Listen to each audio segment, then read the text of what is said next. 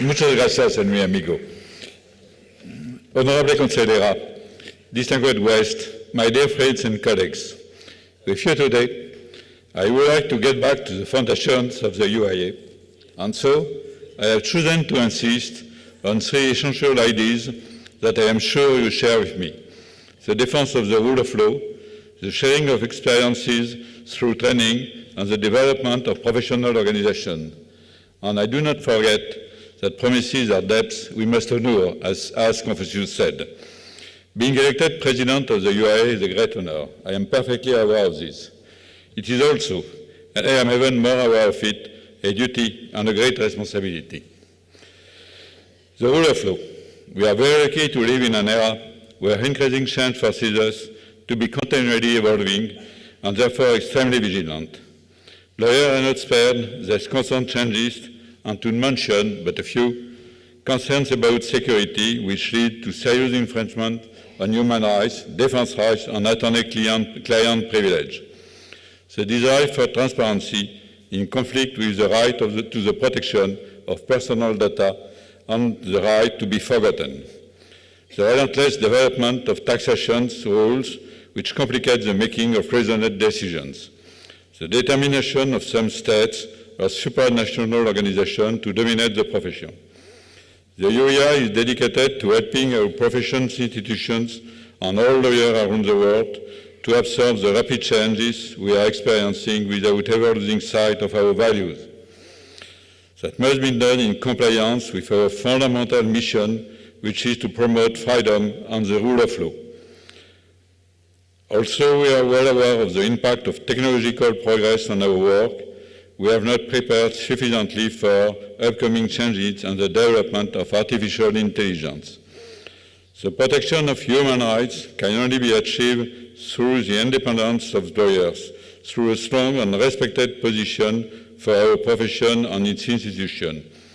The rule existing in each and every state must ensure that lawyers and their institution are absolutely free to practice their profession without being prosecuted or attacked because they defend the very rights entrusted to them by their clients.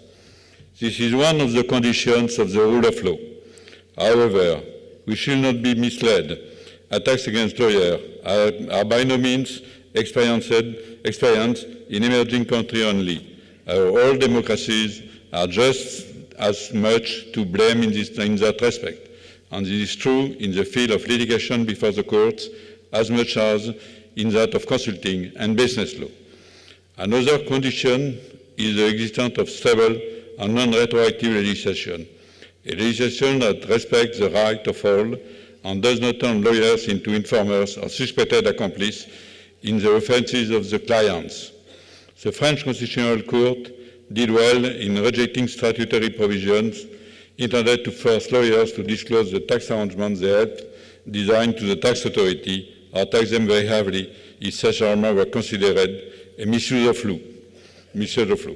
Comment admettre, non pas pour protéger l'avocat mais son client et le secret de la confidence, que les communications verbales ou écrites de l'avocat avec son client, comme le reconnaît un ministre aux Pays-Bas, ou pire encore avec le chef de son ordre, comme en France, puissent être interceptées par les pouvoirs publics.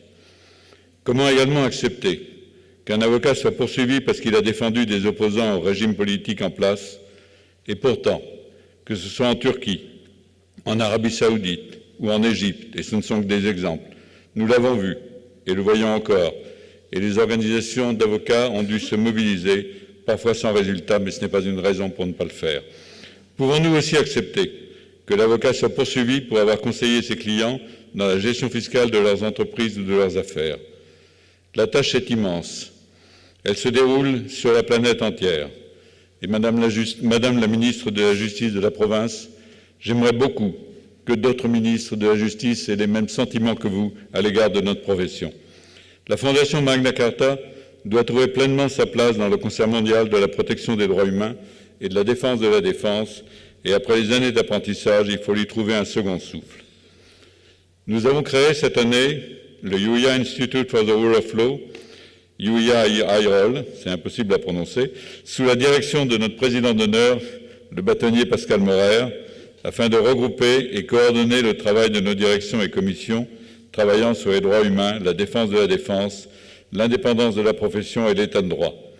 Travaillons avec lui 5 directeurs et 10 ou 12 adjoints, permettant de démultiplier l'action de l'UIA au service des droits humains et de la défense de la défense. Ils ont tous pris leur fonction avec enthousiasme et les présidents comptent beaucoup sur eux pour que nous soyons présents partout où l'avocat est en danger et partout où l'état de droit vacille. Formación. Uno de los mayores requisitos de nuestra profesión a DIAO es mantenernos siempre competentes en un entorno que ha perdido su estabilidad. El entendimiento mutuo con nuestros interlocutores también es una de nuestras exigencias esenciales. La UIA es poliglota, firmemente multicultural. Respeta todas las culturas e idiomas sin nunca imponer un modelo societario. Al contrario, pensamos que garantizar el respeto de las especificidades es un requisito fundamental para la riqueza de nuestra misión sin pensamiento uniforme. Durante los años pasados, la actividad de formación de la UIA ha alcanzado una dimensión sin precedentes y quedo muy agradecido al trabajo hecho por Carlo Mastelone, primero como director de los seminarios y después como director de la formación continua. Naturalmente, quiero igualmente agradecer al equipo que le sucedió, a saber Matías Secher como director de los seminarios y Judith Buday y Alain Grosjean como director adjuntos.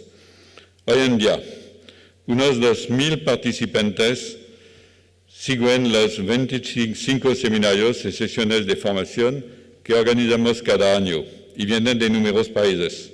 10 años atrás se organizaba apenas 10 seminarios y habíamos 500 participantes. Developing the action of professional organizations. Sometimes our collective members ask us what the UIA does for them. Our mission is not to replace them, of course, but rather to find together what the UIA can and must do to assist and develop their activities. What you should ask us more often is what we should do for you. The International Bar Leaders Senate is one of the instruments to accomplish this task, but it is not the only one, and I can assure you that we do listen to all your requests. For example, we can and must be proud to be behind the creation of the Council of Bar and Law Societies of Europe, which became independent in 1960, but with which we always work with great pleasure. Teamwork, as I told you. My dear former presidents, I rely on your experience to help me this task. Feel free to criticize, et je suis sûr que vous le faites. But when you do so, please be constructive and make specific proposals. Ladies and gentlemen, members of the Executive Committee and of the Governing Board, work with us, even more than before. Ladies and gentlemen, presidents and members of national committees, you are the UIA emissaries, in French, Missi Dominici. In your country, ambassadors, delegates, developers, monitors of freedom, the UIA relies on you. You will demonstrate your vitality once again at the International Day of Lawyers in Danger on January 24, 2016. Mesdames et Messieurs les présidents de commission, le travail scientifique de l'UIA est votre tâche et nous comptons tous sur vous pour prolonger le travail qui est fait, le guider et le publier. Le travail intellectuel n'est pas une œuvre éphémère qui disparaît après un congrès ou un séminaire, c'est une recherche, un approfondissement constant qui doit se diffuser et enrichir d'autres travaux.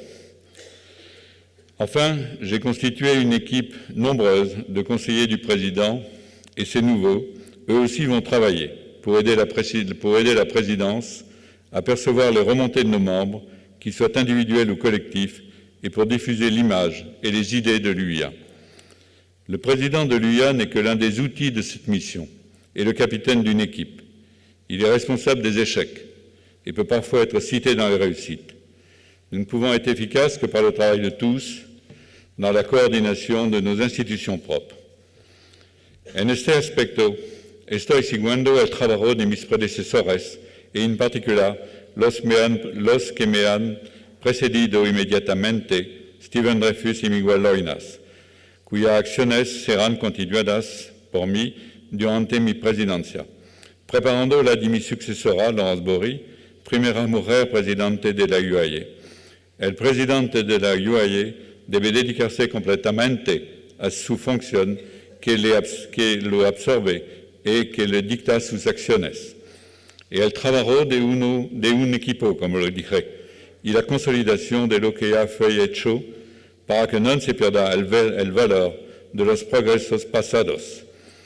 Continuaré reiterando esto muchas veces, tanto como necesario, hasta que constituimos una maquinaria maravillosa al servicio de los abogados del mundo y por consiguiente de nuestros clientes que sean justiciables o solicitantes de asesoramiento. Ustedes me han electo para servir. Emplearé mis mejores esfuerzos para cumplir esta noble misión. Pardon, c'était plus émouvant que je ne le pensais. Je voulais vous faire partager une grande émotion que j'ai eue hier.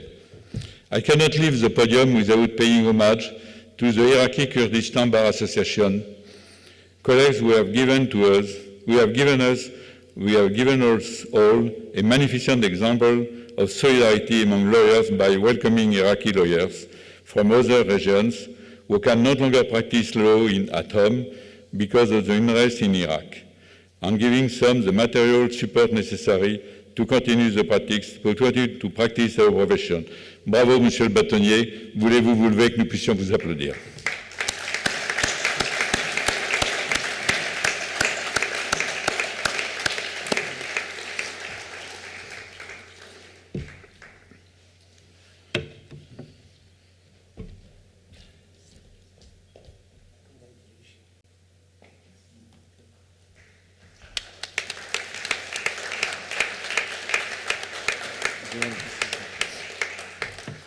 Good evening, my colleagues. I am very happy to be here today.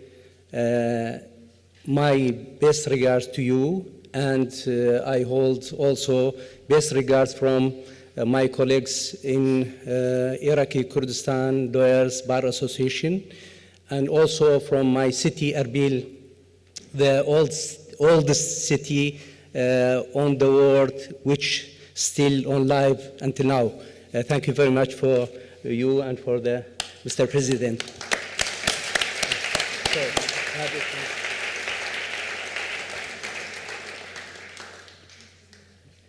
This is from my city. It is Father sick.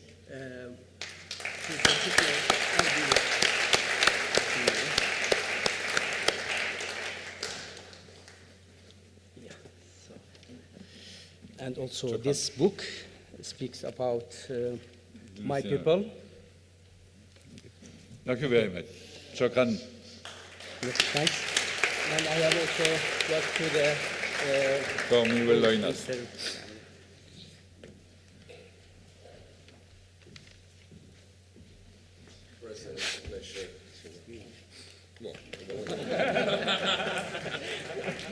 So this is to you. This is our tropical dancing. Brilliant. Thank you very much. So, and this also Roman, which speaks about our people. Genocide to Kurdistan. Yes. Yes. Thank you very much. Not to thanks. Okay. Thank you. Thank you.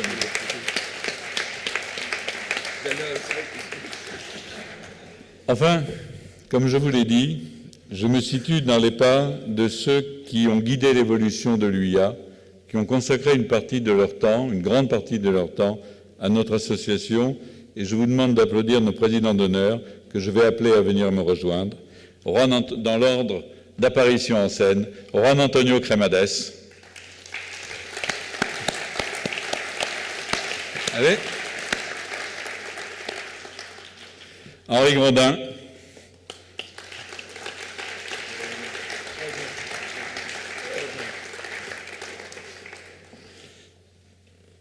Je pense que Venugopal n'est pas là. Si? Non. Et Bernard Cahen.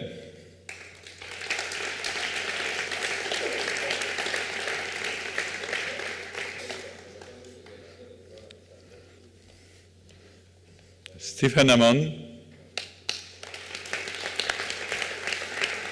Luis Delgado de Molina.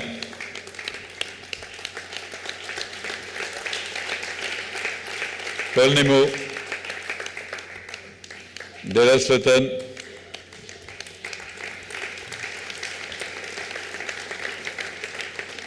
Paolo Lincel Silva.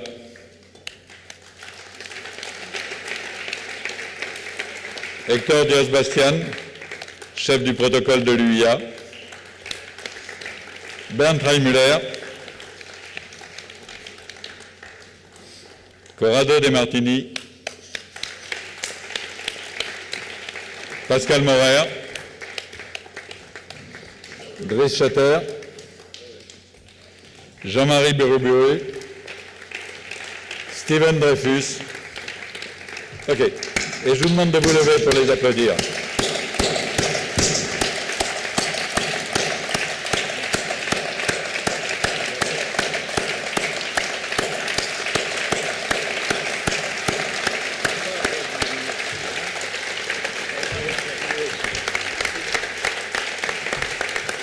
Muchas gracias, señores.